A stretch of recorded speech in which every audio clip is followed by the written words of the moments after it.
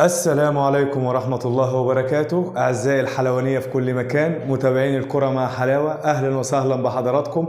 وحلقة النهاردة حلقة أخبار سريعة على الطاير، وهنحلل لكم كل خبر وهنقول لكم وجهة نظرنا وهنشوف الدنيا ماشية ازاي. أخبار الكرة المصرية، التحولات الكتيرة، أخبار الكرة العالمية، إصابة ريال مدريد لمودريتش هيتعامل ازاي مع الأمور، بلينجهام بيوقع لريال مدريد ولسه الكلام والأقاويل كلها كلام صحافة. هنحكي عن كل حاجة ونبدأ الحلقة، يلا بينا.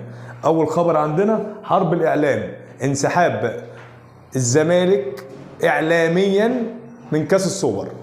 طبعا احنا دينا كذا يوم بنسمع ان كل إعلام الزمالك، هاني حتحوت، أحمد حسام ميدو، أحمد الطيب، خالد الغندور، مرتضى منصور، كلهم بطالعين حرب إعلامية وحرب كلام لانسحاب الزمالك من مباراة السوبر لاعتراضهم على عقوبة كهربا اللي وقفها اتحاد الكورة لحين البت في شكوى النادي الأهلي في استئنافه على العقوبة. طبعا من امبارح الكلام كتير، وأول امبارح بدأ الكلام يكتر. تمام، خالد منتصر طلع يتكلم ويقول ان انسحاب النهارده، انسحب الترجي التونسي من النادي الاهلي، كان المفروض يقابل النادي الاهلي في كاس السوبر لكرة اليد وانسحب من قبل النهائي. فطلع هو انسحاب الترجي مفيش اي مشكله، هو مشكلته مع اتحاد الكوره، الاهلي ملوش اي طرف. فيحضر النهارده واحد زي خالد المنتصر ده ويحط السم في العسل ويقول لك اهو حتى الترجي انسحب قبل الاهلي، هو في ايه ومفيش ايه والمشكله في ايه، وهيلفوا كل الكلام ويدوروه لحد ما يقع على النادي الاهلي. رغم ان النادي الاهلي ليس طرف في مشكله الترجي وليس طرفا مع الزمالك. الزمالك مشكلته مع اتحاد الكوره، مش مشكلته مع الاهلي.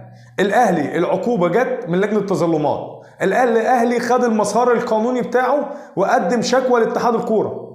اتحاد الكوره قبل الشكوى موضوعيا لحين البت فيها.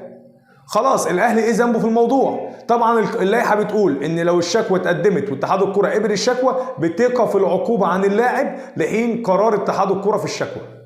يعني ممكن كهربا يلعب ماتش السوبر ويطلع بعد كده اتحاد الكوره يقول لا شكوى الاهلي مرفوضه، او تخفف العقوبه، او العقوبه تفضل زي ما هي ويرجع يتوقف تاني، مفيش اي مشكله. لكن اعلاميا الزمالك يعني قايم حرب ممنهجه عن النادي الاهلي في حته كاس السوبر دي، وبيخرج الاهلي عن تركيزه وعنده مباراه مصيريه قبل فرقه الرجاء بكره السبت، المباراه الساعه 10 بالتوقيت الصيفي، وهو الحرب شغاله دي يومين ثلاثه. بس حلاوه الاهلي انه قافل، لا بيرد، ملوش دعوه، اللي عاوز يقول دي مشكلتهم مع اتحاد الكوره مع بعض، بدل ما حدش جه وجه لنا احنا كلام في المضمون بتاعنا، احنا مالناش دعوه. حرب اعلاميه من طرف واحد. مرتضى منصور بدا الحرب وراح قوم اعلامه وقام عليه. النهارده بدا الضرب ببعض. مرتضى منصور طلع النهارده يقول لك ان مدرب الزمالك الجديد اللي جابه مش اللجنه الفنيه اللي بتدير، ده اللي جابه امير مرتضى منصور، واحنا ما سمعناش كلمه شكر الامير وكلام زي كده. جم يرد عليه النهارده خالد الغندور وكاتب ايه؟ المدرب الجديد اتى به اللجنه الفنيه لنادي الزمالك. يعني الحروب حتى بينهم وبين بعض، بينصبوا الحاجات الحلوه لبعض. بمعنى دلوقتي المدرب ده جه كسب له ماتش وتعادل ماتش وبشكله كده الجماهير راضيه عنه شويه والدنيا هتمشي معاه، فمرتضى بيسبق وبيقول ان اللي جابه ده امير، مش هم ما يفهموش حاجه في الاداره. مرتضى منصور عنده الزمالك كله ما حدش بيفهم حاجه في الاداره، هو استاذ الاداره، هو اصغر مؤلف قانون في مصر، وهو انا فاهم كل حاجه. فبالتالي كيف اللجنه فنيه تجيب مدرب حلو؟ لا، اللجنه دي ما تعملش حاجه. اي حاجه حلوه في الزمالك انا اللي عملتها، اي حاجه وحشه دي جايه مؤامره وسياسه الدول علينا. عشان ما نطولش في موضوع مرتضى، ده كانت سيارات مرتضى وكاس السوبر، ومبروك للاهلي صعوده للنهائي، هيقابل الفرق بالغالب من الزمالك والشبيبه في كره اليد. والخبر الثاني معانا النهارده بنتكلم على منذر الجبير وحرب الكلام. النهارده كان في لقاء صحفي مع منذر الجبير مدرب الرجاء المغربي، وبيتكلم وبيقول لك الاهلي في شهر مارس خسر خسارات ثقيله، خسر من المصري 3-0، خسر من صن داونز 5، مش الفرقه اللي صعبه قوي يعني ما يخشش فيها اجوان، لا احنا هنخش بكره بعقليه الفوز ولازم نفوز ونفوز بنتيجه كبيره، عشان الاهلي مش من الصعب يخش فيه، دخل فيه من صن داونز 5 ودخل فيه من المصري 3، والاهلي عادي يدفعه ويخش فيه جوان وكده. ده اسمها حرب كلاميه بين قوسين، خروج الخصم عن الاعلام، بيصدر الضغوط للخصم.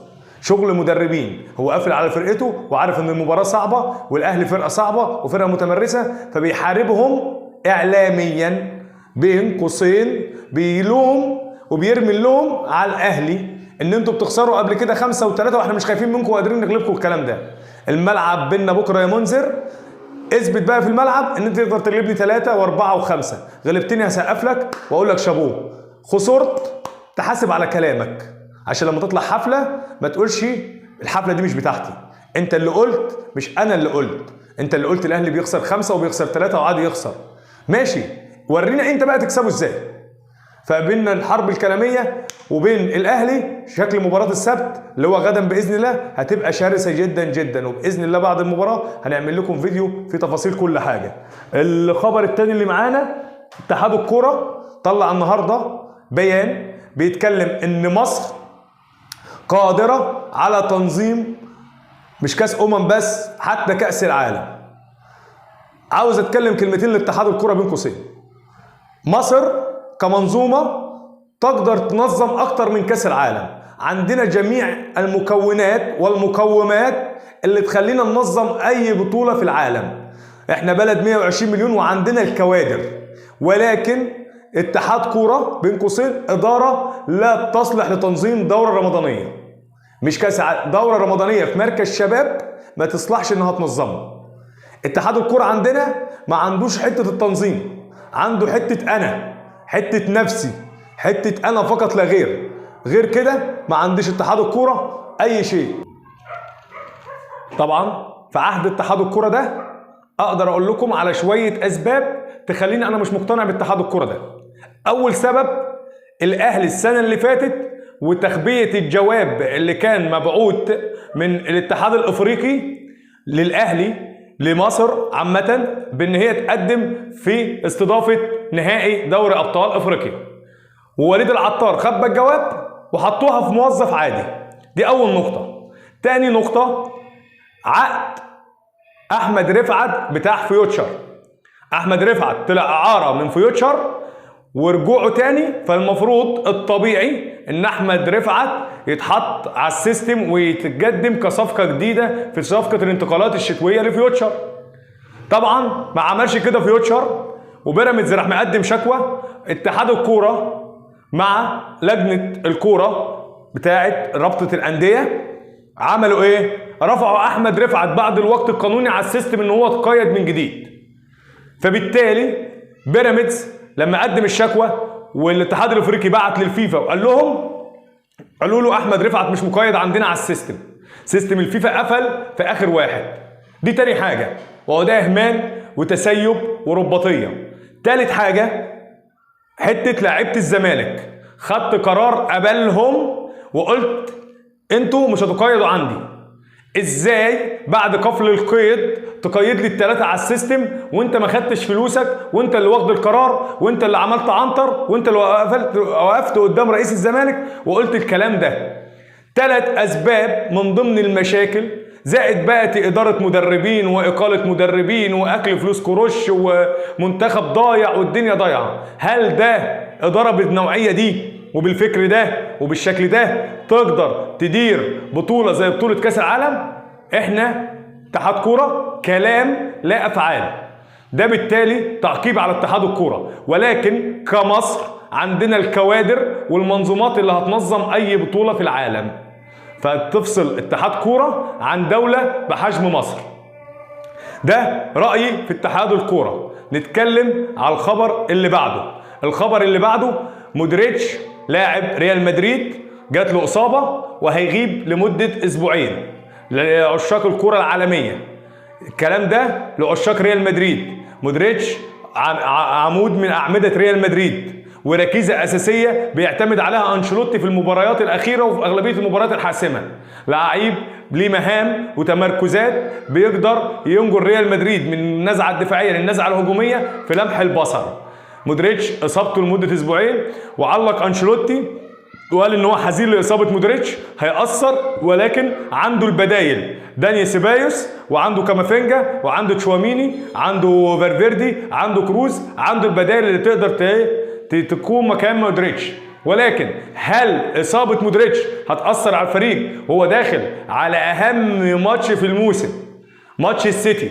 الريال لو خسر ماتش السيتي بالنسبه له الموسم بقى صفري، هو ما عندوش غير نهائي الكاس، والريال مش من النوعيه اللي بتشبع ببطوله زي بطوله الكاس. بطوله دوري ابطال اوروبا البطوله المحببه لجماهير الريال ولفرقه الريال، وبالتالي بتفتح معاه بطولتين تاني لو قدر يحصل عليها هيقدر يلعب السوبر الاوروبي وهيقدر يلعب كاس العالم للانديه، وبيبقى حاسمهم بطل اوروبا في اغلبيه الاوقات، فبالتالي معاه 3 بطولات. لو خسر قبل السيتي وتأثر عليه وخرج من البطولة كده الريال ما عندوش غير الكاس فقط لا غير. وده كانت آخر أخبارنا، ولكن في نقطة صغيرة هحطها كده ملحوظة على جنب لحين ما نتأكد منها. في معلومة شبه مؤكدة، جود بلينجهام لاعب بروسيا دورتموند أدى الموافقة المبدئية لريال مدريد. جود بلينجهام بيفكر إنه وجوده في ريال مدريد هيقدر يديله التقل بتاعه. بلينجهام كان ليفربول داخل في الصفقه، كان السيتي داخل في الصفقه، كان مانشستر داخل في الصفقه، لعدم وجود اللاعب المهاري اللي يقدر ينقل لهم من النزعه الدفاعيه للنزعه الهجوميه. بلينجهام شاب واعد 23 سنه بيلعب لمنتخب انجلترا، وهنتفرج الصفقه دي هتتحسن في الاواخر ولا ايه الدنيا. وشكرا لحضراتكم واسف على الاطاله.